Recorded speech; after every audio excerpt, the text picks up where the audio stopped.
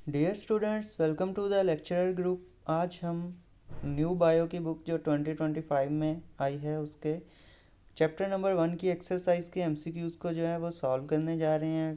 तो पहला एमसीक्यू जो है वो इसमें ये पूछा गया है, which branch of biology focuses on the study of the structure and function of the cell. तो स्टडी करनी है स्ट्रक्चर और फंक्शन सेल की, तो उसके अंदर जो है हमारे पास साइटोलॉजी आ जाती है, क्योंकि हमने पढ़ा हुआ है कि स्टडी ऑफ सेल जो है वो साइटोलॉजी होती है। इसी तरह स्ट्रक्चर और फंक्शन जो है, फंक्शन आपको पता है फिजियोलॉजी होती है, स्ट्रक्चर जो है वो इंटरनल स्ट्रक्चर और एक्सटर्नल स्ट्रक्चर डिफरेंट ब्रांचेज हैं। तो इसमें कंफ्यूज नहीं होना, बच्चे इसमें कंफ्यूज होकर स्ट्रक्चर या फंक्शन की वजह से डिफरेंट ब्रांचेस भी सोच सकते हैं। लेकिन बेसिकली हम यहाँ पे सेल की किसी एक स्ट्रक्चर या फंक्शन को नहीं कर रहे। सिर्फ फंक्शन होता तो फिजियोलॉजी आ जाती, ठीक है। इंटरनल स्ट्रक्चर होता तो एनाटॉमी आ जाती, एक्सटर्नल होता तो मॉर्फोलॉजी आ जाती।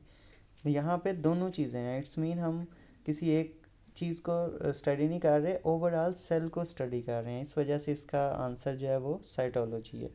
इसी तरह अगर हम एमसीक्यू नंबर 2 को देखें तो इसमें क्या पूछा गया है, the study of the process of heredity and variation in living organism is known as. तो इकोलॉजी तो बिल्कुल भी नहीं है, एनाटॉमी इंटरनल स्ट्रक्चर है, प्रोटियोमिक्स भी नहीं आता, जेनेटिक्स जो है इसका ट्रू आंसर है। अगर हम एमसीक्यू नंबर 3 को देखें तो इसमें लिखा है, insulin made through bacteria is an example of technique of. तो ये बायोटेक्नोलॉजी की टेक्निक है। आपको पता है कि बायोटेक्नोलॉजी एक ऐसी फील्ड है जिसमें हम लिविंग ऑर्गेनिज्म जो हैं उनके ऊपर कोई एडवांसमेंट करके, उनके अंदर कोई हम मॉडिफिकेशन करके ऐसे उनसे प्रोडक्ट हासिल करते हैं जो कि वेलफेयर ऑफ ह्यूमन काइंड के लिए इस्तेमाल हो सकें। इसी तरह अगर हम एमसीक्यू नंबर 4 की तरफ चलें तो इसमें पूछा गया है, heart pump the brain memorise kidney excrete, the statement come from. Heart pumps यानी हार्ट का फंक्शन बताया गया है। हार्ट क्या करता है, पंप करता है। ब्रेन मेमोराइज, ब्रेन का भी फंक्शन बताया गया है। किडनी एक्सक्रीट, तो किडनी का भी एक फंक्शन बताया गया है। तो जो फंक्शन है मैंने पहले एमसीक्यू में इसीलिए एक्सप्लेन कर दिया था कि फंक्शन जो है वो किसी भी चीज़ का हम फिजियोलॉजी में स्टडी करते हैं। ऑर्गन वगैरह का जो फंक्शन है उसको स्टडी करने की जो फील्ड है वो है फिजियोलॉजी। इसी तरह अब हम एमसीक्यू नंबर 5 को देख लेते हैं। एमसीक्यू नंबर 5 में पूछा गया है, which branch of biology involve the study of classification of organism. बहुत आसान एमसीक्यू है जी। टेक्सोनोमी एक ब्रांच है जिसके अंदर हम क्लासिफिकेशन ऑफ ऑर्गेनिज्म को स्टडी करते हैं। अब हम चलते हैं नेक्स्ट एमसीक्यू की जी। तो नेक्स्ट एमसीक्यू जो है वो है MCQ number 6, which steps come between making a hypothesis and doing experiments. तो ये बायोलॉजिकल मेथड के बारे में पूछ रहे हैं कि जी उसके जो स्टेप्स हैं उनमें हाइपोथेसिस और एक्सपेरिमेंटेशन के दरमियान में कौन सा आता है, तो मेकिंग डिडक्शन। डिडक्शन जो कि एक इफ़ देन स्टेटमेंट होती है, ये वाला जो स्टेप है ये इन दोनों स्टेप्स के दरमियान आता है। अब हम नेक्स्ट एमसीक्यू पे मूव करते हैं। विच of the following is not a characteristics of the scientific method. Again ये साइंटिफिक मेथड के बारे में ही आ गया है। It relies on evidences. It involves formulating hypothesis. Hypothesis will always be correct. It require rigorous testing. तो इसमें ये जो पॉइंट है सी वाला कि hypothesis will always be correct, तो ये ज़रूरी नहीं है। हाइपोथेसिस बहुत बार जो है वो डिसप्रूव भी हो जाती है। जब हम एक्सपेरिमेंट करते हैं तो सम टाइम वो रॉन्ग प्रूव भी हो जाती है। अब हम 8th एमसीक्यू पे चलते हैं। इसमें पूछा गया है, choose the correct sequence of steps of scientific method. Again ये साइंटिफिक मेथड्स के बारे में जो है वो एमसीक्यू है। तो इसके अंदर जो है सबसे ए ऑप्शन जो है ऑब्जर्वेशन, हाइपोथेसिस, डिडक्शन, एक्सपेरिमेंट, ये जो है वो बिल्कुल ट्रू है। बी वाला तो बिल्कुल नहीं बन रहा। ऑब्जर्वेशन के बाद डायरेक्ट हाइपोथेसिस के बाद डायरेक्ट लॉ पे चले गए हैं, तो ये बिल्कुल भी ठीक नहीं है। ओके, अब हम 9th एमसीक्यू की तरफ मूव करते हैं जी। इसमें क्या पूछा गया है, people who slept near smoky fire had less chances to suffer from malaria why. अभी आपने पिछली वीडियो भी देखी होगी जिसके अंदर जो है हमने इसको डिस्कस किया था कि how Plasmodium get into blood of human. उसके अंदर मैंने इस बात को एक्सप्लेन भी किया है। तो बेसिक इसका आंसर ये है, mosquito can not tolerate smoke and are repelled, कि मॉस्किटो जो हैं वो अवॉइड करते हैं स्मोक को, इस वजह से। ओके, नेक्स्ट है 10th MCQ के experiments are very important in the scientific method because a researcher. क्यों जो है एक्सपेरिमेंट बहुत ज़्यादा इंपॉर्टेंट होते हैं साइंटिफिक मेथड में? इसका ये है कि disprove many hypothesis and get some hypothesis proved. अगर हम एक्सपेरिमेंट नहीं करेंगे तो हमें ये नहीं पता चलेगा कि हाइपोथेसिस जो है वो ट्रू है कि हाइपोथेसिस जो है वो ट्रू नहीं है। तो इस वजह से जो है एक्सपेरिमेंटेशन बहुत ज़्यादा ज़रूरी है। The following taxonomic rank represent the broadest rank of the classification. तो इसका आंसर है डोमेन। आपको पता है ब्रॉडेस्ट जो है वो डोमेन होती है और जो स्मॉलेस्ट है वो स्पीशी है। MCQ नंबर 2 पे अगर मूव करें तो इसमें पूछा गया है which characteristics is unique to the organism in the domain archaea. तो अगर यहाँ की बात करें तो हमें पता है कि ये जो आर्किया डोमेन है इसमें बैक्टीरियाज ही आते हैं जो कि जिनसे लाइफ स्टार्ट हुई थी। ठीक है, इन्हें ओल्डेस्ट ऑर्गेनिज्म बोला जाता है या एंशियंट ऑर्गेनिज्म। इन ये बहुत ज़्यादा जो है हार्ड और इस तरह के इनका लाइफस्टाइल था कि ये एक्सट्रीम कंडीशन में भी सरवाइव कर सकते थे। समंदर के अंदर जो हाइड्रोथर्मल वेंट्स हैं जहाँ से हीट बहुत ज़्यादा, जहाँ का टेम्परेचर जो है वो हाई होता है, वहाँ पे ये जो है बेसिकली ये ओरिजिनेट हुए थे और वहाँ से कंसीडर किया जाता है कि लाइफ का स्टार्ट ही इनसे हुआ है। तो इनकी एबिलिटी जो इनको बाकी तमाम से बेहतर बनाती है वो यही है कि ये एक्सट्रीम इन्वायरमेंट में भी सरवाइव कर सकते हैं। MCQ नंबर 3 को देखें तो इसमें पूछा गया है which of this statement is not related to bacteria do not have nucleus. Nucleus तो हर सेल की जो है वो पहचान है कि न्यूक्लियस के बगैर कोई सेल नहीं सर्वाइव करता। Cell wall made of peptidoglycan, तो बैक्टीरिया में पेप्टाइडोग्लाइकन सेल वॉल में मौजूद है। मोस्ट आर हेट्रोट्रोपिक, ये बहुत किस्म के होते हैं। Have chlorophyll in their chloroplast, तो क्लोरोफिल जो है वो तो मौजूद होता है बैक्टीरिया के अंदर भी, लेकिन क्लोरोप्लास्ट मौजूद नहीं होता क्योंकि ये डबल मेम्ब्रेन बाउंडेड ऑर्गेनेल जो हैं ये करेक्टरिस्टिक होती है प्रोकैरियोटिक सेल्स की, यूकैरियोटिक सेल्स में ये मौजूद नहीं होती। अब हम MCQ नंबर 4 पे चलते हैं। इसमें पूछा गया which of these organism belong to the domain eukarya. तो इसमें अगर हम देखें तो कोरोना वायरस तो वायरस है, नन ऑफ दीज भी नहीं आ सकता, या तो इकोलाई आ सकता है या यीस्ट। तो इकोलाई जो है वो प्रोकैरियोटिक होती है, यीस्ट ही जो है वो ऐसा है कि जो कि यूकैरियोटिक ऑर्गेनिज्म कंसीडर किया जाता है। अब हम चलते हैं 5 MCQ की तरफ। इसमें पूछा गया है जी कि which of the following is a key characteristics that distinguish eukaryotic cell from prokaryotic cell. इसमें जो इसका आंसर है वो है प्रेजेंस ऑफ अ न्यूक्लियस। आपको पता है कि प्रोकैरियोटिक सेल जो है उसके अंदर क्रोमोसोम जो हैं वो सेल के अंदर ही डिस्पर्स हुए होते हैं, वो किसी मेम्ब्रेन बाउंडेड स्ट्रक्चर में जो है वो कैद नहीं होते या इनक्लोज नहीं होते। लेकिन यूकैरियोटिक सेल जो हैं उनका न्यूक्लियस होता है प्रॉपर, जिसके अंदर क्रोमोसोम न्यूक्लियोलस वगैरह प्रेजेंट होते हैं। अब हम 6th MCQ की तरफ मूव करते हैं। जी 6th MCQ में पूछा गया which kingdom include organism that are primarily unicellular eukaryotic and often heterotrophic. Unicellular होने चाहिए, यूकैरियोटिक भी होने चाहिए और हेट्रोट्रोपिक भी। यूनिसेलुलर जो है वो तो प्रोटिस्टा ही है इस लिहाज से, बाकी जो फंजाई है या प्लांट हैं ये तमाम जो है मल्टी सेलुलर में आ जाते हैं मोस्टली, तो इसलिए इसका बेस्ट ऑप्शन जो है वो प्रोटिस्टा है। अब हम चलते हैं 7 MCQ की तरफ। इसमें पूछा गया why are fungi classified as हेट्रोट्रोप।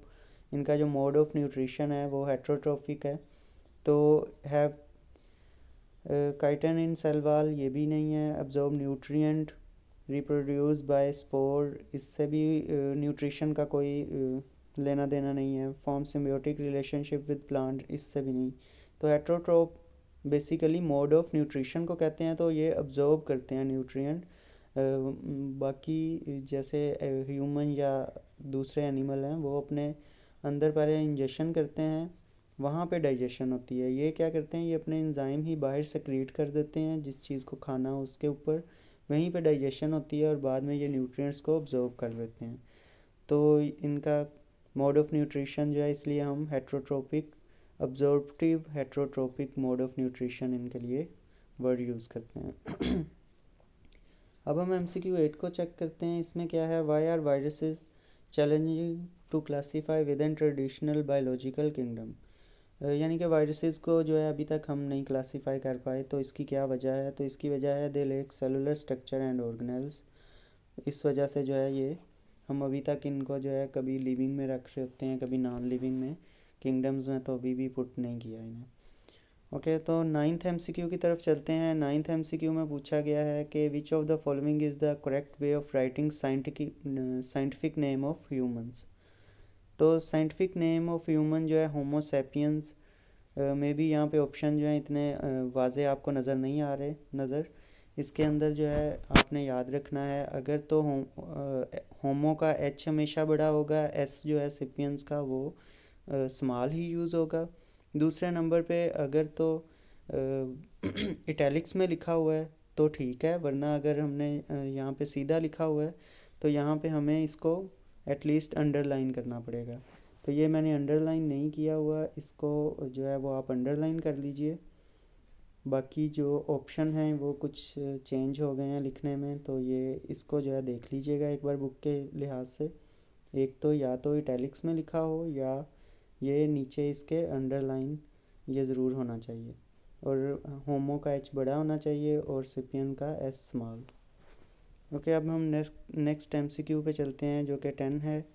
Which information you get if you know the scientific name of an organism. अगर आप किसी ऑर्गेनिज़म का साइंटिफिक नेम जानते हो तो आपको क्या इन्फॉर्मेशन उसके बारे में पता चलती है। तो हमें पता है बायोनोमियल नोमेनक्लेचर जो है, दो नेम जिसमें होते हैं, वो पहला नेम जो है वो जीनस को रिप्रेजेंट करता है, दूसरा जो है वो स्पीशी को। तो हम किसी भी चीज़ का अगर हमें साइंटिफिक नेम पता है तो हम उसकी जीनस और स्पीशी के बारे में पता कर सकते हैं। करते हैं। MCQ नंबर 1 है, the process of cellular respiration occur in. Cellular respiration जो कि एनर्जी बनाने का एक प्रोसेस है, वो किस ऑर्गेनेल के अंदर होता है। तो वो माइटोकॉन्ड्रिया के अंदर होता है। न्यूक्लियस तो ब्रेन है सेल का, राइबोसोम प्रोटीन की फैक्ट्री है, गोल्जी अपरेटस भी उनकी प्रोटीन की ही पैकिंग वगैरह में इन्वॉल्व होता है। तो माइटोकॉन्ड्रिया ट्रू है इसके लिए ऑप्शन। अगर हम MCQ नंबर 2 को देखें, द स्मूथ एंडोप्लाज्मिक रेटिकुलम जिसे हम SER भी कहते हैं, is primarily involve in the synthesis of. किस चीज़ की सिंथेसिस में जो है ये इन्वॉल्व होती है, तो ये लिपिड की सिंथेसिस में इन्वॉल्व होती है स्मूथ एंडोप्लाज्मिक रेटिकुलम। रफ जो है वो तो आपको पता है कि वो इन्वॉल्व होती है प्रोटीन्स की फॉर्मेशन में। ओके, नेक्स्ट अगर हम देखें MCQ नंबर 3 को, तो ribosomes are composed of. Ribosome जो हैं वो कंपोज होते हैं। राइबोसोम बेसिकली प्रोटीन की फैक्ट्री है और ये RNA और प्रोटीन के बने होते हैं, ठीक है। तो ए ऑप्शन इसका करेक्ट है, RNA and protein. 4th MCQ को अगर हम देखें, what is the primary function of ribosome, तो अभी मैंने ऊपर बताया है, ये बेसिकली प्रोड्यूस करता है प्रोटीन्स। तो प्रोटीन सिंथेसिस इसमें ट्रू ऑप्शन है।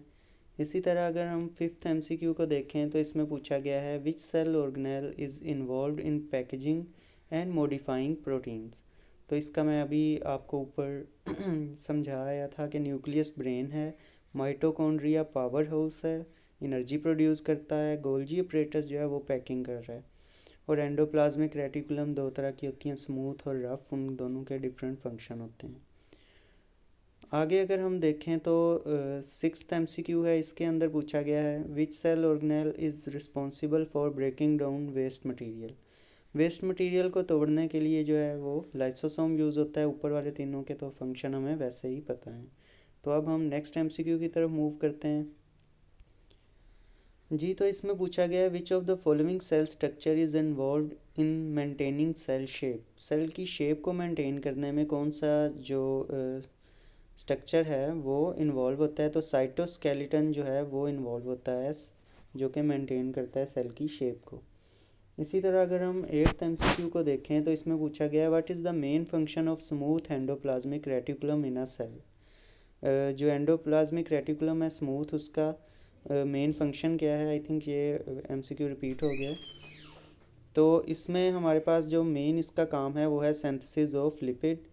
ये हमने पहले भी एमसीक्यू सॉल्व किया था। अगर हम 9th एमसीक्यू को देखें, which specialised region for the nucleus is responsible for ribosomes assembly. Nucleus में ऐसा कौन सा रीजन है जो कि रिस्पॉन्सिबल होता है राइबोसोम की असेंबली में, तो न्यूक्लियोलस। न्यूक्लियस के अंदर एक कंडेंस रीजन है न्यूक्लियोलस जो कि इस काम में इन्वॉल्व होता है। 10th एमसीक्यू को देखें, what is the main function of the nuclear pores. Nuclear envelope जो है उसके अंदर कुछ छोटे छोटे सुराख होते हैं जिन्हें हम न्यूक्लियर पोर्स बोलते हैं। तो उनका बेसिक काम क्या है, तो वो सुराख जो हैं वो कंट्रोल करते हैं ट्रांसपोर्ट ऑफ मॉलिक्यूल्स। ठीक है, मॉलिक्यूल्स जो हैं न्यूक्लियस में और फिर वापस जो साइटोप्लाज्म है उसके अंदर जो मूवमेंट है उसको कंट्रोल करते हैं। इसी तरह अगर हम एमसीक्यू नंबर 11 की तरफ मूव करें तो इसमें पूछा गया है which of the following cellular structure is found in animal cell and help in cell division. कौन सा स्ट्रक्चर जो है वो सेल डिवीजन में हेल्पफुल होता है। Cell membrane, centriole, plasmodesmata I think आना था यहाँ पे, तो ये कुछ गलती हो गई है, वैक्यूल। तो सेंट्रियोल जो हैं ये आपको पता है कि ये जब मेटाफेज प्लेट बनती है, जब सेंटर में क्रोमोसोम रेंज होते हैं और फिर स्पिंडल फाइबर्स जो हैं वो जाके क्नाइटोकोर फाइबर्स और स्पिंडल फाइबर जाके अटैच होती हैं, तो वो ये सेंट्रियोल जो हैं पुल करते हैं दोनों क्रोमोसोम को दोनों साइड्स पे। एनिमल्स के अंदर ये मौजूद होते हैं। ओके, नेक्स्ट 12th एमसीक्यू है, इसके बारे में देखते हैं। Which subcellular organelles play a crucial role in energy production within the cell. Mitochondria, ये एमसीक्यू भी हम पहले कर चुके हैं। माइटोकॉन्ड्रिया जो है powerhouse of a cell भी कहलाता है, तो उसी का ये मेन काम है एनर्जी की प्रोडक्शन। 13th एमसीक्यू में है, in a multi cellular plant which cell type is responsible for the production of glucose. Glucose बनाने में जो है वो कौन सी चीज़ इन्वॉल्व है। मल्टी सेलुलर प्लांट की बात की जा रही है, तो प्लांट के अंदर जो है ग्लूकोज फोटोसिंथेसिस के थ्रू बनती है, और फोटोसिंथेसिस जो है वो कहाँ पे प्रेजेंट होती है, फोटोसिंथेसिस कहाँ पे अक्कर होती है, मेसोफिल सेल्स में। क्योंकि वहाँ मेसोफिल सेल्स ऐसे सेल हैं जहाँ पे क्लोरोफिल या क्लोरोप्लास्ट बहुत ज़्यादा मिकदार में मौजूद होते हैं और ये फोटोसिंथेसिस में इन्वॉल्व होते हैं। जी, तो 14th एमसीक्यू है, इसमें पूछा गया है which organelle can double its number by itself. अब वो कौन सी ऑर्गेनेल है जो कि अपने तादाद को बढ़ा सकती है, तो वो है माइटोकॉन्ड्रिया। माइटोकॉन्ड्रिया का आपको मैं बताता जाऊँ कि अपना डीएनए भी होता है।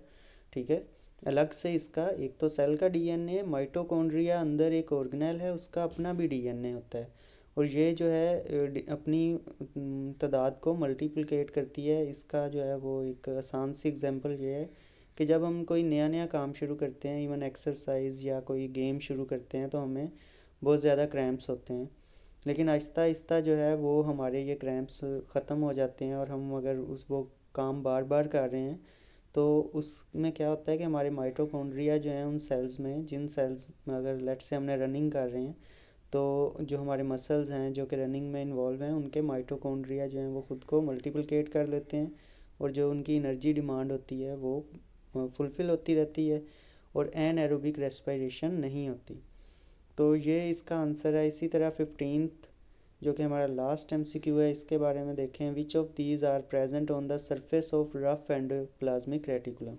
तो ये भी हम बात पहले कर चुके हैं कि रफ एंडोप्लाज्मिक रेटिकुलम रफ क्यों होती है, क्योंकि उसकी सरफेस के ऊपर छोटे छोटे स्मॉल स्मॉल से जो हैं वो बीड्स लाइक स्ट्रक्चर जो कि राइबोसोम हैं वो प्रेजेंट होते हैं प्रोटीन सिंथेसिस के लिए।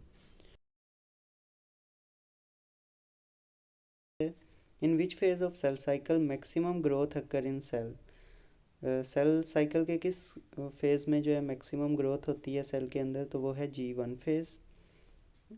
इसी तरह अगर हम देखें MCQ नंबर 2 को, तो इसमें पूछा गया है in which phase of cell cycle the chromosome duplicate. तो डुप्लीकेशन जो है ये चीज़ों की ये एस फेज़ में होती है, जिसे सिंथेसिस फेज़ भी बोला जाता है। आपको पता है कि ये सेल ने जब डिवाइड होना होता है तो उससे पहले हर चीज़ डबल हो रही होती है, तो वो डबलिंग जो है वो एस फेज़ यानी सिंथेसिस फेज़ में होती है। अब हम अगर MCQ नंबर 3 को देखें, तो इसमें पूछा गया है at which stage of mitosis chromosome line up in the centre. तो जो सेंटर पे क्रोमोसोम लाइन अप होते हैं, फिर सेंट्रियोल से जो है वो डिफरेंट स्पिंडल फाइबर्स और क्नाइटोकोर फाइबर्स वगैरह अटैच होती हैं क्रोमोसोम्स के सेंट्रोमेयर के साथ। तो ये वाला जो सारा स्ट्रक्चर बनता है इसे मेटाफेज बोलते हैं, मेटाफेज प्लेट भी बोला जाता है। तो ये किस फेज़ में आ रहा है? मेटाफेज में।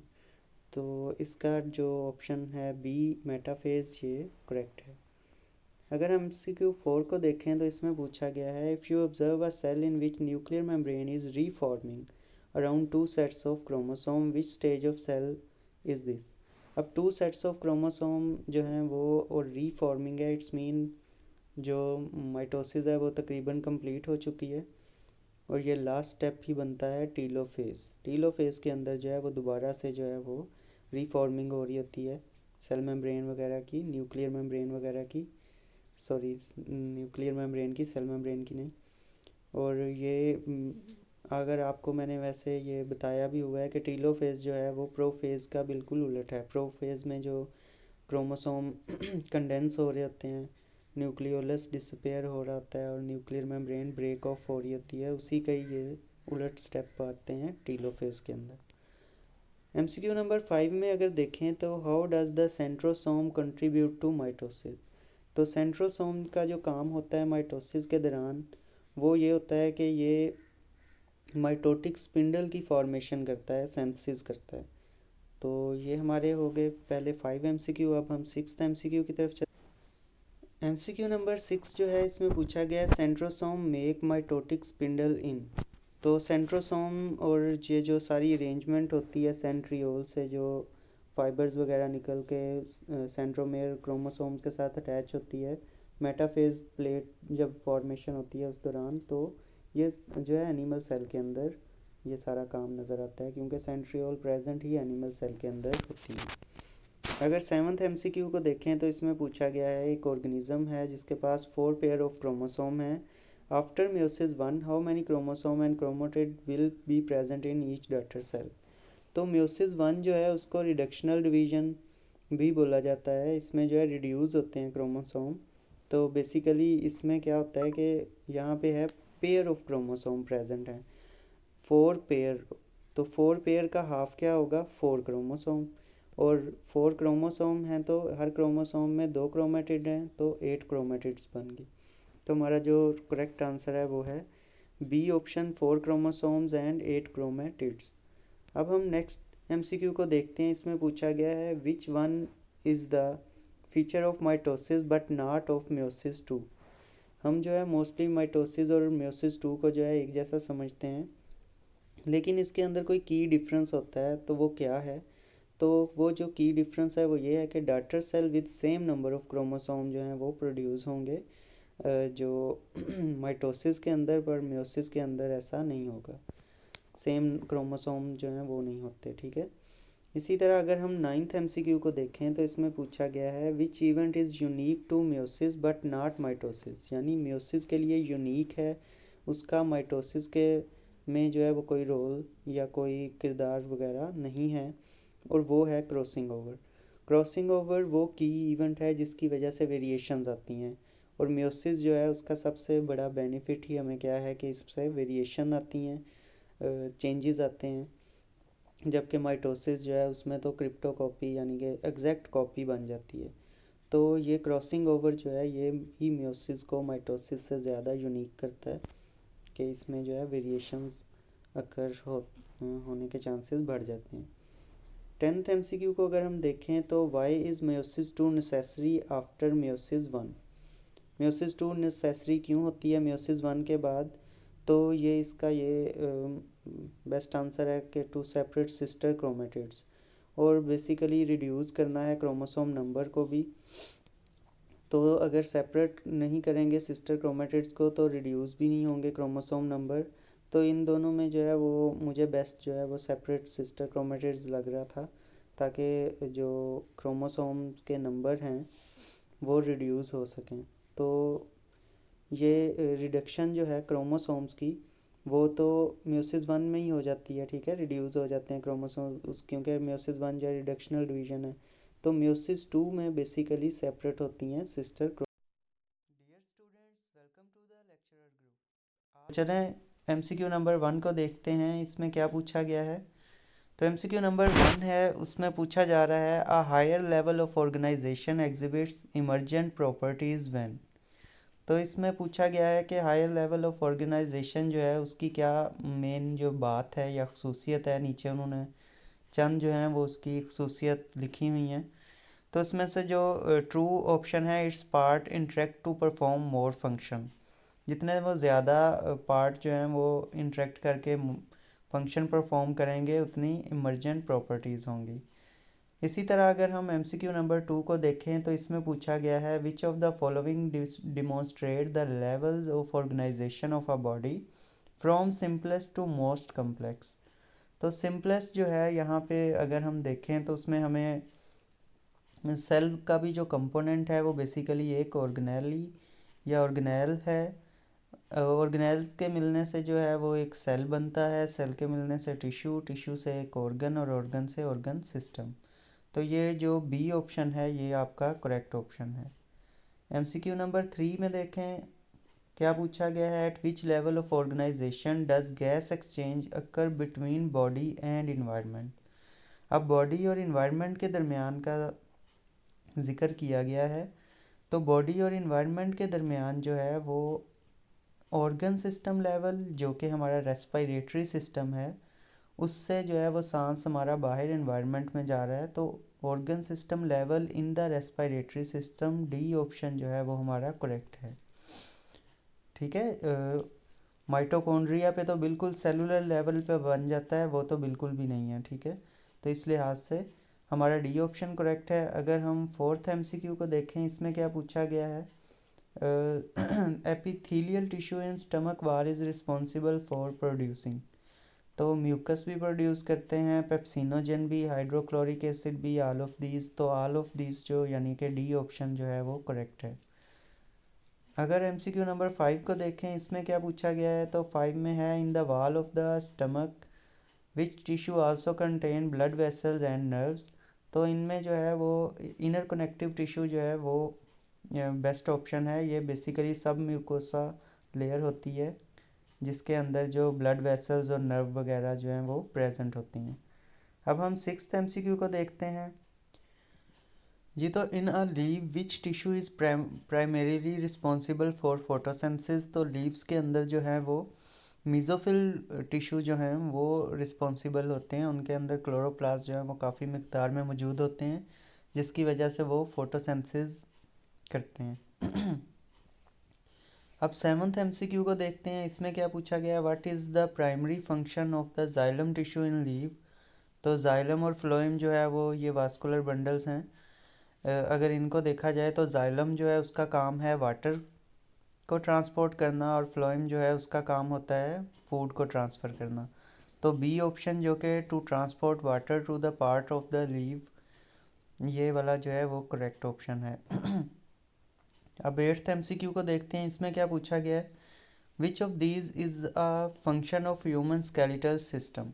स्केलेटल सिस्टम का क्या हमारे बॉडी में काम है बेसिकली। एक तो मेन है जी स्पोर्ट, उसके अलावा जो है उसके अलावा यहाँ पे स्पोर्ट का तो आपको जिक्र नहीं मिलेगा। Storing mineral and producing blood cells, जैसे कि कैल्शियम वगैरह जो है उसको वो डिपॉजिट होता है स्केलेटल सिस्टम में। और इसी तरह ब्लड सेल जो है वो बोन्स के अंदर ब्लड सेल बनते हैं। तो ये जो है ये काम भी हमारे स्केलेटल सिस्टम का है। उसके बाद अगर हम नाइन्थ एमसीक्यू को देखें तो इसमें पूछा गया है which structure are responsible for the transport of food in the plant body. तो अभी हमने बात की थी कि जाइलम जो है वो पानी यानी वाटर की ट्रांसपोर्ट में इम्पोर्टेंट है और इसी तरह फ्लोएम जो है वो फूड की ट्रांसपोर्ट के लिए प्रेजेंट होता है प्लांट्स के अंदर। अब 10th एमसीक्यू को देखते हैं। इसमें पूछा गया है in a plant which of the following is the primary function of the flower. तो फ्लावर जो है वो बेसिकली उसका फ्लावर बेसिकली तो रिप्रोडक्शन के लिए है, लेकिन यहाँ पे जो है वो फैसिलिटेटिंग रिप्रोडक्शन थ्रू पॉलिनेशन लिखा हुआ है, तो ये भी उसी का ही काम है। बेसिकली फ्लावर के ऊपर जो है वो एंथर, स्टिग्मा, स्टाइल, ओवरी वगैरह, ये जो मेल और फीमेल रिप्रोडक्टिव पार्ट प्रेजेंट होते हैं और वहाँ पे पॉलिनेशन होती है, फिर ओवरऑल इसे रिप्रोडक्शन जो है वो कहते हैं। एमसीक्यू नंबर 1 है, उसमें हमसे पूछा गया है what is the primary function of carbohydrates. जिस तरह के आपको पता है फूड के अंदर डिफरेंट टाइप के मॉलिक्यूल पाए जाते हैं, जैसे कार्बोहाइड्रेट, प्रोटीन, मिनरल, लिपिड्स वगैरह, तो उसमें से कार्बोहाइड्रेट का बेसिक फंक्शन क्या है? Provide energy. ये हमें इंस्टेंट एनर्जी जो है वो प्रोवाइड करते हैं। एमसीक्यू नंबर 2 में पूछा गया है how will you differentiate between monosaccharide and polysaccharide. तो जो बाकी तमाम जो हैं वो पॉइंट्स जो हैं वो बिल्कुल ट्रू लग रहे हैं, बिल्कुल जो है वो सॉरी ठीक नहीं है। इसमें से एक जो है A option, monosaccharides are single sugar, ये हमें जो है वो डिफ्रेंशिएट करने में मदद करता है मोनोसेकेराइड और पॉलीसेकेराइड को। इनके अलावा बाकी जो पॉइंट्स हैं वो हमें मेन जो कॉन्सेप्ट है, mono mean one, saccharide mean sugar कर लें, और poly mean many, saccharide mean sugar molecule. तो मोनोसेकेराइड एक शुगर मॉलिक्यूल का होता है और पॉलीसेकेराइड मैनी शुगर मॉलिक्यूल्स के।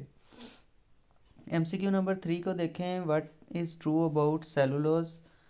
तो सेलुलोज जो है वो प्रोवाइड करती है स्ट्रक्चरल सपोर्ट इन प्लांट, ठीक है। बेसिक इसका जो सेलुलोज है वो सेल वाल के अंदर मौजूद होती है, और सेल वाल का काम भी यही है कि रिजिडिटी प्रोवाइड करती है सेल को।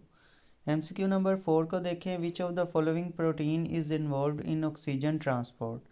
ऑक्सीजन ट्रांसपोर्ट जो कि हमारे रेड ब्लड सेल का मेन काम है, वो जो है वो कौन सा प्रोटीन उसमें इन्वॉल्व होता है? उसमें होता है हीमोग्लोबिन प्रेजेंट होता है। तो रेड ब्लड सेल जो है उनका भी मेन जो उसके अंदर प्रोटीन होता है वो हीमोग्लोबिन है, और वो ब्लड के अंदर जो है वो ऑक्सीजन को ट्रांसपोर्ट करवाता है। इसी तरह अगर हम 5th एमसीक्यू को देखें तो इसमें पूछा गया है which component of an amino acid determine its unique properties. Amino acid का जो है वो कौन सा ऐसी कंपोनेंट है जो कि यूनिक प्रॉपर्टीज़ उसकी डिटरमिन करता है? तो बेसिकली आर ग्रुप यानी कि साइड चेन जो होती है वो उसके प्रॉपर्टीज़ को डिटरमिन करती है, क्योंकि बाकी जो अमाइनो ग्रुप है और हाइड्रोजन जो है ये तो हर एक में प्रेजेंट ही प्रेजेंट है, और कार्बोक्सिलिक ग्रुप जो है ये वाले जो हैं ये हर एक अमाइनो एसिड में प्रेजेंट हैं। तो डिफरेंस क्या होता है अमाइनो एसिड के अंदर? वो सिर्फ साइड चेन का जो है वो डिफरेंस होता है, और वही प्रॉपर्टीज़ को डिटरमिन करती है। इसी तरह अगर हम 6th एमसीक्यू को देखें तो इसमें पूछा गया है which protein are involved in defense against pathogen. Pathogen के ख़िलाफ़ कौन से प्रोटीन जो हैं वो डिफेंस में इन्वॉल्व होते हैं? तो एंटीबॉडीज़ जो हैं वो एक ऐसे प्रोटीन हैं जो कि डिफेंस में मदद करते हैं। तो प्रोटीन जो हैं देखें उनका हमारी बॉडी में बहुत ज़्यादा डिफरेंट डिफरेंट पर्पसेस हैं, डिफरेंट डिफरेंट काम हैं। अगर हम डीएनए की भी बात करें तो उसमें सिर्फ एक ही चीज़ की इंफॉर्मेशन होती है और वो है प्रोटीन। तो प्रोटीन ही जो है डीएनए बेसिकली सिंथेसाइज कर सकता है, लेकिन वो प्रोटीन अब इतनी डिफरेंट टाइप्स के हैं कि वो आपकी बॉडी का तकरीबन हर काम जो है उससे मैनेज करते हैं। जी तो 7th एमसीक्यू है, इसमें पूछा गया है which of the following is the basic structure unit of most lipids. Lipids का जो बेसिक स्ट्रक्चर यूनिट होता है उसे हम फैटी एसिड एंड ग्लिसरॉल बोलते हैं। न्यूक्लियोटाइड तो डीएनए का है, आपको पता ही है। अमाइनो एसिड जो है वो प्रोटीन के हैं, सिंपल शुगर जो है वो कार्बोहाइड्रेट्स के हैं। तो अब हम 8th एमसीक्यू पे चलते हैं। इसमें पूछा गया है how do unsaturated fatty acid differ from saturated fatty acid. तो जो सैचुरेटेड और अनसैचुरेटेड फैटी एसिड है उनमें जो मेन डिफरेंस होता है वो यही होता है कि they contain double bonds in their hydrocarbon chain. जो अनसैचुरेटेड फैटी एसिड है उनके अंदर डबल और ट्रिपल बॉन्ड भी प्रेजेंट होता है। जबकि जो सैचुरेटेड है उन वो सिंगल बॉन्डेड होते हैं, ठीक है। 9th MCQ को देखें तो इसमें पूछा गया है which of the following is not a function of protein. Protein का इनमें से कौन सा फंक्शन नहीं है। बेसिकली तो प्रोटीन हमारी बॉडी का बहुत सारा काम खुद अकेले ही करते हैं, लेकिन कुछ इनमें से एक जो फंक्शन है जैसे कैरी जेनेटिक इन्फॉर्मेशन, ये प्रोटीन का काम नहीं है, ये तो डीएनए का काम है, ठीक है। अगर हम 10th MCQ को देखें तो इसमें पूछा गया है which component make up a nucleotide. Nucleotide जो है, जो कि डीएनए का यूनिट है, वो किन कंपोनेंट के मिलने से बनता है। तो उसमें तीन जो हैं वो न्यूक्लियोटाइड के तीन जो हैं वो बेसिक यूनिट होते हैं, वो है शुगर, फास्फेट ग्रुप और नाइट्रोजिनस बेसिस। नाइट्रोजिनस बेसिस में आगे चार टाइप आ जाती हैं, एडिनिन, गवानिन, साइटोसिन, थायामीन। तो ये इनका डिफरेंस होता है। शुगर और फास्फेट तो हर न्यूक्लियोटाइड के अंदर प्रेजेंट होती है, नाइट्रोजिनस बेसिस जो है इन चारों में से कोई एक प्रेजेंट होगी। 11th MCQ में पूछा गया है which nitrogenous base is found in RNA but not in DNA. जैसे मैंने अभी चार बेसिस का नाम लिया था तो उनमें यूरासिल नहीं थी। यूरासिल जो है वो ये आरएनए के अंदर तो प्रेजेंट होती है, डीएनए के अंदर प्रेजेंट नहीं होती। और ये किसकी जगह प्रेजेंट होती है, ये थायामीन की जगह जो है वो प्रेजेंट होती है। तो MCQ नंबर 1 में पूछा गया है select the correct answer of the following question. Primarily all enzymes are. तमाम इंजाइम जो होते हैं वो प्रोटीन होते हैं, ठीक है। तो तमाम इंजाइम क्या होते हैं, प्रोटीन। बी ऑप्शन इसमें करेक्ट है। अगर हम सेकंड MCQ में देखें तो उसमें पूछा गया है which best define an enzyme. इन जो चार उन्होंने सेंटेंसेस दिए हैं, इनमें से कौन सा सेंटेंस बेस्ट डेफिनेशन है एंजाइम की। तो a protein that speed up reaction is called enzyme. Okay जी, अब हम थर्ड MCQ की तरफ मूव करते हैं। इसमें पूछा गया है what can happen if an enzyme is expose to a temperature that is higher than its optimum temperature. Enzyme shape will change potentially reducing its activity. तो जो बी ऑप्शन है वो करेक्ट है। आपको पता है अगर एंजाइम को हायर टेम्परेचर पे लेके जाया जाए तो उसके अंदर डीनेचरेशन होना शुरू हो जाती है। हायर टेम्परेचर में उसके मॉलिक्यूल्स के बॉन्ड ब्रेक होना शुरू हो जाते हैं और उसका अपना जो स्ट्रक्चर है वही बिगड़ना शुरू हो जाता है, तो उसकी शेप चेंज होना शुरू हो जाती है। तो डीनेचरेशन को भी याद रखिएगा, अगर क्वेश्चन आ जाए तो उसमें डीनेचरेशन का भी जिक्र ज़रूर कीजिएगा। फोर्थ MCQ को देखते हैं अब हम। इसमें पूछा गया है enzymes are specific in their action because. Enzyme जो हैं वो अपने एक्शन में स्पेसिफिक क्यों होते हैं, यानी हर रिएक्शन जो है आपने देखा होगा उसका एंजाइम जो है वो डिफरेंट होता है और स्पेसिफिक होता है। तो इसकी एक बड़ी वजह यह है their active site fit specific substrate, कि हर जो सबस्ट्रेट है उसके लिए एक डिफरेंट तरह का एंजाइम है, क्योंकि वो उसी की एक्टिव साइट पे फिट हो सकता है। अगर कोई दूसरा इंजाइम आ जाए तो वो उसमें फिट ही नहीं होगा। जैसे लॉक एंड की मॉडल आप लोगों ने पढ़ा है कि लॉक एंड की जिस ताले की चाबी है उसी को ही लगती है, कोई और ताले में नहीं लगेगी। अब हम फिफ्थ MCQ को देखते हैं। Prosthetic groups are. Prosthetic groups क्या होते हैं, ये टाइटली बाउंडेड ग्रुप्स होते हैं जो कि एंजाइम के साथ टाइटली बाउंडेड होते हैं, ठीक है। नेक्स्ट जो है वो सिक्स्थ MCQ है। इसमें पूछा गया है how does increasing temperature affect enzyme activity. तो इंक्रीज अगर हम करें टेम्परेचर तो एंजाइम की एक्टिविटी पे क्या इफ़ेक्ट होता है, increase activity to a point. एक सर्टेन पॉइंट तक तो जो है एंजाइम के टेम्परेचर बढ़ाने से उसकी एक्टिविटी भी बढ़ती है, लेकिन उसके बाद जो है वो डीनेचरेशन शुरू हो जाती है, उसका स्ट्रक्चर चेंज हो जाता है और एंजाइम की एक्टिविटी जो है वो डिक्लाइन करना शुरू हो जाती है। अब हम नेक्स्ट MCQ सेवन्थ की तरफ मूव कर। सेवन्थ MCQ में पूछा गया how does a competitive inhibitor effect enzyme action. जो कम्पिटेटिव इनहिबिटर होता है वो एंजाइम के एक्शन को किस तरह से जो है वो अफेक्ट करता है। तो ये अटैच कर देता है और ब्लॉक कर देता है एक्टिव साइट को, ठीक है। कम्पिटेटिव है तो कम्पिटेटिव यही है कि कंपटीशन करेगा और पहले जो है वो एक्टिव साइट पे जाके अटैच हो जाएगा, जिसकी वजह से सबस्ट्रेट अटैच नहीं हो पाएंगे। एट्थ MCQ को देखें तो इसमें पूछा गया है an enzyme work best at pH 7.4। It is placed in an acidic solution with a pH of 4. How will this affect the enzyme? तो इसका जो आंसर है, the active site will be modified reducing substrate binding. जो enzyme है वो सिर्फ temperature specific नहीं होता बल्कि वो पीएच स्पेसिफिक भी होता है, जिसकी वजह से अगर हम उसे डिफरेंट पीएच देंगे तो उसके जो सबस्ट्रेट है वो बाइंड नहीं कर पाएगा क्योंकि उसकी एक्टिव साइड में चेंजेस आ जाएंगे। 9th एमसीक्यू को देखें तो इसमें पूछा गया है, what is true according to the induced fit model of enzyme action. Induced fit model जो है वो हमें बताता था कि एंजाइम की जो एक्टिव साइट है वो फिक्स नहीं है बिल्कुल, थोड़ा बहुत अपने अंदर चेंज कर सकती है। तो एंजाइम ए जो है ऑप्शन इसका, enzymes active site change shape to bind the substrate. ठीक है, यही तो लॉक एंड की मॉडल और इंड्यूस फिट मॉडल में डिफरेंस है कि लॉक एंड की मॉडल कहता है कि जैसी एंजाइम की एक्टिव साइट है वो वैसी ही रहती है, वो उसके अंदर कोई चेंज नहीं आ सकता, जैसे हर ताले की डिफरेंट चाबी होती है। लेकिन जो इंड्यूस फिट मॉडल है वो कहता है कि हल्का फुल्का चेंज आ सकता है। 10th एमसीक्यू जो है अगर उसको हम देखें, उसमें पूछा गया है, what is true about optimum pH value of following enzyme of the digestive system. तो इसमें से जो सही लिखा हुआ है वो है, pepsin work at low pH while trypsin work at high pH.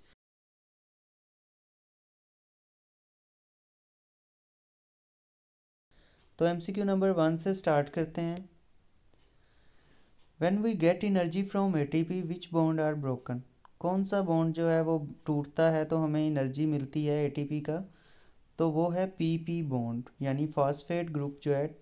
ATP है क्या, एडिनोसाइन ट्राईफॉस्फेट, यानी 3 पी के बॉन्ड, फास्फेट फास्फेट फास्फेट के बॉन्ड। जब एक फास्फेट से दूसरा फास्फेट का बॉन्ड टूटता है तो फिर हमें एनर्जी मिलती है, तो एटीपी क्या बन जाता है, एडीपी यानी एडिनोसाइन डाईफॉस्फेट। और मज़ीद एक टूट जाए तो बन जाता है एएमपी यानी एडिनोसाइन मोनोफॉस्फेट। अब हम एमसीक्यू नंबर 2 को देखते हैं। इसमें पूछा गया है, लाइट रिएक्शन ऑफ फोटोसिंथेसिस अकर इन। जो लाइट रिएक्शन है और डार्क रिएक्शन, ये दो बेसिकली रिएक्शन है फोटोसिंथेसिस में। तो इसमें से जो लाइट रिएक्शन है वो कहाँ पे होता है, तो थैलाकोइड ऑफ क्लोरोप्लास्ट, थैलाकोइड मेम्ब्रेन जो है उनके ऊपर जो है वो ये रिएक्शन होता है। अब एमसीक्यू नंबर 3 को देखें तो इसमें पूछा गया है, which type of chlorophyll is most common in plant. Plant के अंदर जो है वो कौन सा क्लोरोफिल जो है वो मोस्ट कॉमन है, तो क्लोरोफिल ए जो है वो प्लांट के अंदर मोस्ट कॉमन क्लोरोफिल की टाइप पाई जाती है। इसी तरह अगर हम 4th एमसीक्यू को देखें, इसमें पूछा गया है, where does the reaction of photosynthesis take place. Photosynthesis के लिए आपको पता है कि यूकेरियोटिक ऑर्गेनिज्म के अंदर स्पेशल एक ऑर्गेनेल है जिसे हम क्लोरोप्लास्ट बोलते हैं। तो क्लोरोप्लास्ट के अंदर ये फोटोसिंथेसिस होती है जिसके अंदर क्लोरोफिल मौजूद होता है। एमसीक्यू नंबर 5 को देखें, when yeast ferment glucose the products are. जब यीस्ट जो है वो ग्लूकोज को फर्मेंट करती है in the absence of oxygen, तो अल्कोहल और कार्बन डाइऑक्साइड, ये एनारोबिक रेस्पिरेशन की टाइप है, बनती हैं। ठीक है, तो ए ऑप्शन इसका करेक्ट है। 6th क्वेश्चन को देखें जी, in which part of the chloroplast does the light dependent reaction occur. अब लाइट डिपेंडेंट रिएक्शन एक होता है, ठीक है, अगर हम फोटोसिंथेसिस को जो है वो डिटेल से पढ़ें तो उसमें आपने देखा होगा एक लाइट डिपेंडेंट रिएक्शन है और एक नॉन डिपेंडेंट है। तो लाइट डिपेंडेंट रिएक्शन जो है वो कहाँ पे होता है, थैलाकोइड मेम्ब्रेन्स पे। अब हम 7th एमसीक्यू को देख, which molecule donate electron in the light dependent reaction of photosynthesis. Photosynthesis के अंदर जो लाइट डिपेंडेंट रिएक्शन है जो थैलाकोइड मेम्ब्रेन पे हो रहा है, उसके अंदर कौन सा मॉलिक्यूल जो है वो इलेक्ट्रॉन जो है डोनेट करता है। तो वाटर के आपने देखा होगा हाइड्रोलिसिस होती है, जिसके अंदर वाटर टूटता है और उसका जो है एक इलेक्ट्रॉन जो है वो अपने डोनेट करता है। अब 8th एमसीक्यू को देखते हैं। इसमें पूछा गया है, which process in aerobic respiration produce the most ATP. तो सबसे ज़्यादा जो एरोबिक रेस्पिरेशन है उसके अंदर जो ग्लाइकोलाइसिस में भी नहीं होते, सबसे ज़्यादा इलेक्ट्रॉन ट्रांसपोर्ट चेन के अंदर जो है वो एटीपी प्रोड्यूस होते हैं। अब हम 9th एमसीक्यू को देखते हैं। इसमें पूछा गया in yeast cell anaerobic respiration leads to the production of ethanol बनती है जी यीस्ट सेल के अंदर। अब 10th एमसीक्यू को देखते हैं। How many ATP are produced from one glucose molecule during anaerobic respiration. Anaerobic respiration में जो है वो आपको पता है बहुत कम एटीपी प्रोड्यूस होते हैं, जस्ट 2 एटीपी। तो ये इसी का जो है वो एनारोबिक का डिसएडवांटेज है एरोबिक के हवाले से।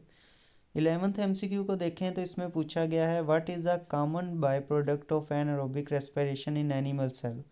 एनिमल सेल के अंदर जो क्रैम्प्स वगैरह होते हैं जब हम कोई एक्सरसाइज वगैरह या हैवी लोड वगैरह उठाते हैं, तो उसमें ये जो बेसिकली हमारे मसल्स के अंदर एनारोबिक रेस्पिरेशन होती है, उस वजह से वो क्रैम्प्स वगैरह होते हैं हमें। तो वो किस वजह से होते हैं? लैक्टिक एसिड जो है एनारोबिक रेस्पिरेशन के नतीजे में हमारे सेल के अंदर एक्यूमुलेट होता है, जिसकी वजह से हमें क्रैम्प्स होने लगते हैं। तो ये हो गए हमारे 11 एमसीक्यू। तो एमसीक्यू नंबर 1 से स्टार्ट करते हैं। विच of the following plant nutrient is required in large amount. इनमें से कौन सा न्यूट्रिएंट है जो कि प्लांट को लार्ज अमाउंट में चाहिए? तो वो है पोटेशियम। एमसीक्यू नंबर 2 को देखें तो which element is required by plant in the formation of chlorophyll. तो जिस तरह से एनिमल्स के अंदर जो ब्लड है उसका रेड ब्लड सेल उसका जो मेन कंपोनेंट है वो आयरन होता है, उसकी ब्रेक डाउन करके लीवर जो है वो आयरन को स्टोर करता रहता है, बहुत इंपॉर्टेंट होता है। वैसे ही जो पौधे हैं उनके अंदर क्लोरोफिल जो है वो बहुत ज़्यादा इंपॉर्टेंट है, और क्लोरोफिल का जो मेन कंपोनेंट है वो है मैग्नीशियम। ये सेंट्रल एलिमेंट है मैग्नीशियम क्लोरोफिल की फॉर्मेशन में। अगर हम थर्ड एमसीक्यू को देखें अब, तो उसमें पूछा गया है the primary function of root hair is. तो रूट हेयर का जो प्राइमरी फंक्शन है वो ये है कि ये इंक्रीज़ कर देता है सरफेस एरिया को फॉर एब्जॉर्प्शन ऑफ वाटर। तो रूट्स की मदद करता है वाटर की एब्जॉर्प्शन में by increasing surface area. Fourth MCQ को देखते हैं। इसमें पूछा गया है root hair absorb salt from soil by. तो जो साल्ट हैं उनको अब्जॉर्ब करने के लिए एक्टिव ट्रांसपोर्ट करनी पड़ती है, यानी कि एनर्जी भी यूज़ करनी पड़ती है उनको अंदर, यानी कि अब्जॉर्ब करने के लिए, अंदर मंगवाने के लिए। एमसीक्यू नंबर 5 को देखें तो इसमें पूछा गया है water move from the soil into root cell by. तो वाटर जो है वो रूट सेल के अंदर किस तरह से आता है सॉइल से? By process of osmosis. Osmosis से क्यों? एक्टिव ट्रांसपोर्ट से साल्ट मिनरल आते हैं, ठीक है। पानी जो है वो हायर कंसंट्रेशन में है बाहर, वो जब अंदर आएगा लोअर कंसंट्रेशन में तो वो सिंपल ऑस्मोसिस से आ जाएगा। बेसिक तो ये डिफ्यूजन ही है, लेकिन चूंकि ब्रेन है, सेल में ब्रेन है दरमियान में, तो इस वजह से इसको ऑस्मोसिस बोलते हैं। नेक्स्ट एमसीक्यू पे मूव करते हैं। MCQ number 6। एमसीक्यू नंबर 6 जो है इसमें पूछा गया the transpiration is regulated by. तो ट्रांसपायरेशन जो है वो स्टोमेटा के थ्रू पानी निकलता है, तो वो गार्ड सेल उसको कंट्रोल करते हैं। 7th एमसीक्यू को अगर देखें तो इसमें पूछा गया है which condition there will be high rate of transpiration. Transpiration किस कंडीशन में ज़्यादा होगी? हाई ह्यूमिडिटी होगी तो नहीं होगी, लो लाइट इंटेंसिटी में भी ट्रांसपायरेशन नहीं होगी, विंड होगी अगर तो हवा चल रही होगी तो वो मॉइस्चर को जल्दी जल्दी से अपने साथ इवेपोरेट करवाएगी। तो आंसर है इसका सी, यानी कि विंड। 8th एमसीक्यू को देखें तो इसमें पूछा गया है which ion play a role in the opening of stomata. Stomata की ओपनिंग में पोटाशियम यानी कि के आइन जो हैं वो बहुत ज़्यादा इम्पोर्टेंट हैं। अब हम आगे 9th एमसीक्यू पे चलते हैं। इसमें पूछा गया है in most plant the food is transported in the form of. Plant के अंदर जो फूड की ट्रांसपोर्टेड फॉर्म है वो सुक्रोज होती है, ठीक है। वैसे आम जो है ये हम यूटिलाइज़ करने के लिए ग्लूकोज है और स्टोरेज के लिए भी अलग है, लेकिन जो ट्रांसपोर्ट के लिए एक जगह से दूसरी जगह पहुंचाने के लिए वो सुक्रोज की फॉर्म में फूड जो है वो ट्रांसपोर्ट होती है। 10th MCQ है, इसमें पूछा गया है जी what is true according to the pressure flow mechanism of food transport. जो प्रेशर फ्लो मैकेनिज्म है फूड ट्रांसपोर्ट का, उसके लिहाज से क्या ट्रू, कौन सी स्टेटमेंट यहाँ पे ट्रू लिखी है। तो ए स्टेटमेंट है water enter the source creating pressure. तो वाटर जो है एंटर होता है तो उससे प्रेशर क्रिएट होता है, ये भी उसकी एक जो है वो स्टेटमेंट है। नेक्स्ट अगर हम 11th MCQ को देखें तो इसमें पूछा गया है succulent organs are present in. Succulent organ जो है ये एक ज़ीरोफाइट्स की जो है ये अडाप्टेशन है कि उनके जो लीव्स होते हैं या उनका स्टेम जो है वो सक्कुलेंट होता है और वो अपने अंदर जो है वाटर को अब्जॉर्ब कर लेता है या स्टोर कर लेता है।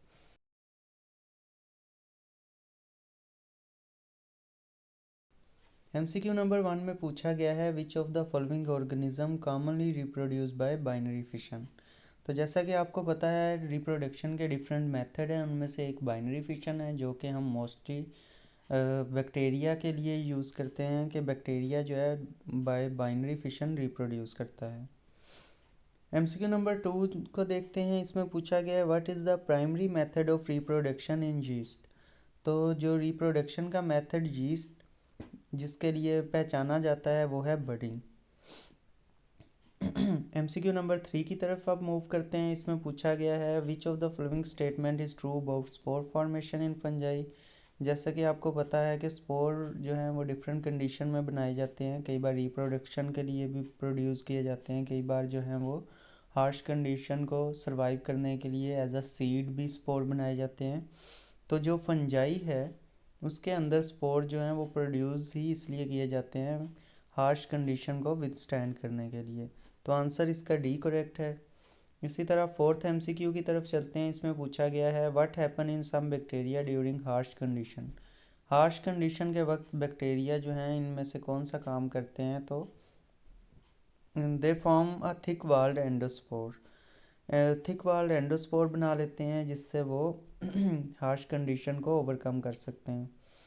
MCQ नंबर 5 को देखें तो इसमें पूछा गया which of following is an example of vegetative propagation through runners. Runners के थ्रू जो है इनमें से कौन वेजिटेटिवली प्रोपोगेट करता है, तो स्ट्रॉबेरी। MCQ नंबर जो 6 है इसमें पूछा गया है which plant propagate through tubers. तो ट्यूबर जो हैं वो पोटैटो ट्यूबर्स बहुत ज़्यादा मशहूर हैं, हमने अक्सर सुने हैं, तो वो पोटैटो जो है इसका सही आंसर है। MCQ नंबर 7 है जी, 7 में पूछा गया है the horizontal above ground stem which produce leave and root at its node is called. तो ये स्टोलोन कहलाता है। राइजोम तो अंडरग्राउंड स्टेम है, बल्ब का भी आपको पता है जो अनियंस हैं उनके अंदर है। तो ये डिफरेंट जो हैं वो स्ट्रक्चर्स हैं, उनमें से स्टोलोन को एक्सप्लेन किया गया है ऊपर। 8th MCQ में देख लें विच of these does not help a plant for vegetative propagation. तो वेजिटेटिव प्रोपोगेशन जो है वो आपको पता है शूट सिस्टम से की होती है, लेकिन जो है फ्लावर जो है उसमें नहीं आता। फ्लावर सेक्सुअल रिप्रोडक्शन में हेल्प करता है, वेजिटेटिव या एसेक्सुअल रिप्रोडक्शन में हेल्प नहीं करता है। इसी तरह अगर हम 9th MCQ को देखें तो इसमें पूछा गया है विच part of the flower is responsible for producing pollen. तो पोलन ग्रेन जो है वो कौन सा पार्ट प्रोड्यूस करता है, वो मेल रिप्रोडक्टिव पार्ट एंथर जो है वो प्रोड्यूस करता है। इसी तरह अगर हम 10th MCQ को देखें तो इसमें पूछा गया है which of the following is not a part of the carpel. Carpel का पार्ट जो है इनमें से कौन सा नहीं है। कार्पल आपको पता है फीमेल रिप्रोडक्टिव पार्ट है, इस ये बना होता है स्टिग्मा स्टाइल ओवरी का। तो इसमें एक ही जो है वो फिलामेंट जो है वो ये मेल रिप्रोडक्टिव पार्ट है, उसका एक सब पार्ट है फिलामेंट, इस वजह से ये वाला इसका हिस्सा नहीं है, बाकी स्टिग्मा स्टाइल ओवरी कार्पल का हिस्सा है। 11th MCQ को देखें तो इसमें पूछा गया है which structure form the female gametophyte in the flowering plant. तो फीमेल गेमिटोफाइट जो है वो ओव्यूल बनाता है। इसी तरह जो 12th MCQ है उसको अगर देखें तो उसमें पूछा जा रहा है the male gametophyte in flowering plant is known as. तो पोलन ग्रेन जो है वो हमारे पास जो मेल सेक्स सेल्स हैं वो मेल गेमिटोफाइट प्रोड्यूस करते हैं। इसी तरह अगर हम 13th MCQ को देखें तो इसमें पूछा गया है in the life cycle of flowering plant which structure is triploid.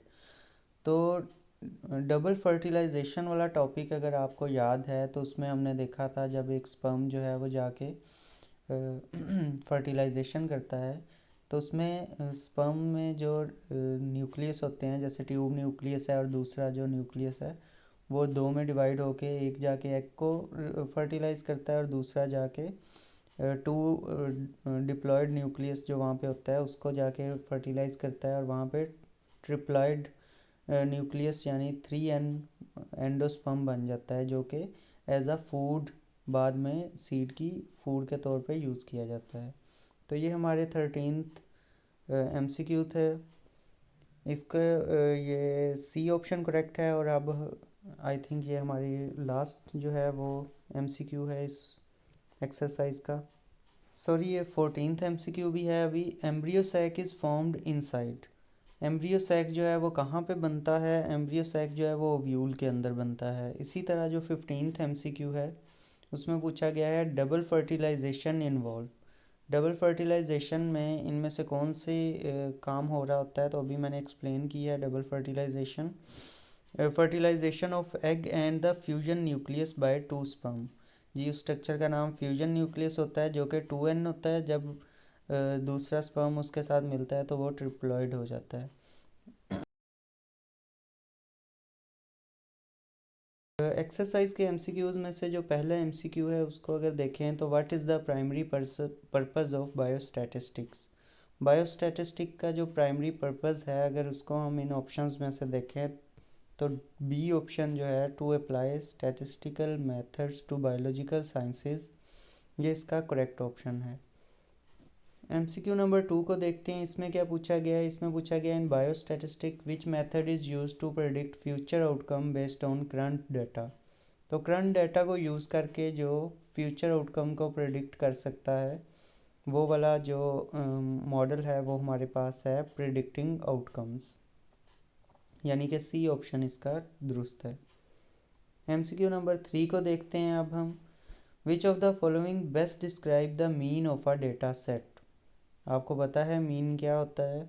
तो मीन को इनमें से कौन सा सेंटेंस जो है बेस्ट डिस्क्राइब कर रहा है? The sum of all values divided by the number of values.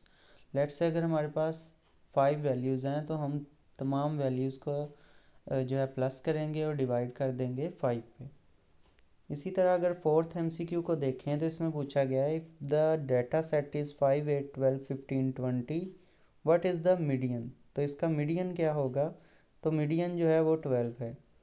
Median निकालने का एक प्रॉपर फार्मूला है, आप उसको जो है वो उसके थ्रू अगर हम निकालें तो 12 आंसर आ जाता है। बेसिकली प्रॉपर फार्मूला इस बहुत इजी है कि सेंट्रल वैल्यू आपने निकालनी है। बेसिकली इसको अगर अरेंज कर दें आप तो पहले ही रेंज फॉर्म में है 5, 8, 12, 15, 20 असेंडिंग ऑर्डर में रेंज है। और सेंटर वाली वैल्यू इधर से भी दो वैल्यूज छोड़ दें और स्टार्ट से भी और एंड से भी, तो सेंटर में 12 बच रहा है।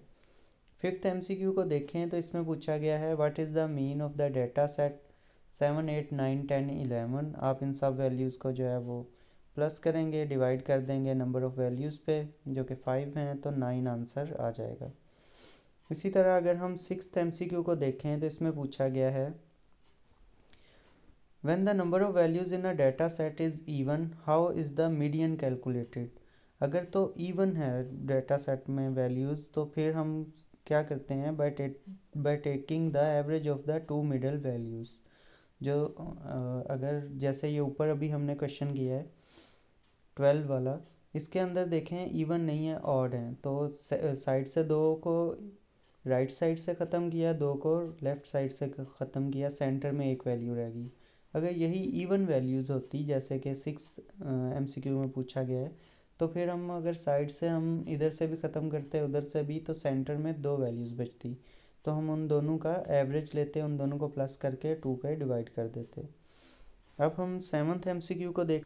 जी, तो MCQ नंबर 7 में पूछा गया है in a data set with the values 3, 3, 6, 7, 8, 9, 9 what is the mode. तो इस वैल्यू के अंदर जो है वो 3 और 9 दोनों जो दो दो बार रिपीट हो रहे हैं, तो मोड क्या होता है, मोस्ट रिपीटेड वैल्यू को हम मोड बोलते हैं। तो 3 और 9 दोनों दो दो बार हुए हैं, तो इस डाटा में हमारे पास दो मोड हैं। एमसीक्यू नंबर 8 को देखते हैं। अब 8th एमसीक्यू में पूछा गया है, if a data set has no repeated values what is the mode. जी बड़ा अच्छा इसमें ये क्वेश्चन है, अक्सर बच्चों के दिमाग में होता भी है कि अगर किसी सेट के अंदर कोई रिपीट ही नहीं हो रही वैल्यू बार बार, तो ऐसी सूरत में हम क्या करेंगे मोड की जगह, तो वो वहाँ पे कोई मोड नहीं होगा उसका, ठीक है, उसका मोड कोई भी नहीं होगा उस डाटा का। 9th एमसीक्यू को देखते हैं। इसमें पूछा गया है, in a bar chart what does the height और length of each bar represent. एक बार चार्ट को अगर हम देखें तो उसमें लेंथ या हाइट जो हर बार की है, वो हमें क्या इंडिकेट कर रही होती है, तो वो हमें बता रही होती है the value of the corresponding category, कि वो उसकी वैल्यू बता रही होती है जो कैटेगरी जिसका तज़किरा किया जा रहा हो।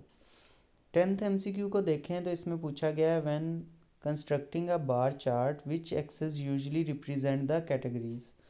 तो मोस्टली जो है वो हम हॉरिजॉन्टल एक्सिस पे जो है वो कैटेगरीज को मेंशन करते हैं, और बार चार्ट की लाइंस जो हैं वो वर्टिकली ऊपर को लगाते हैं।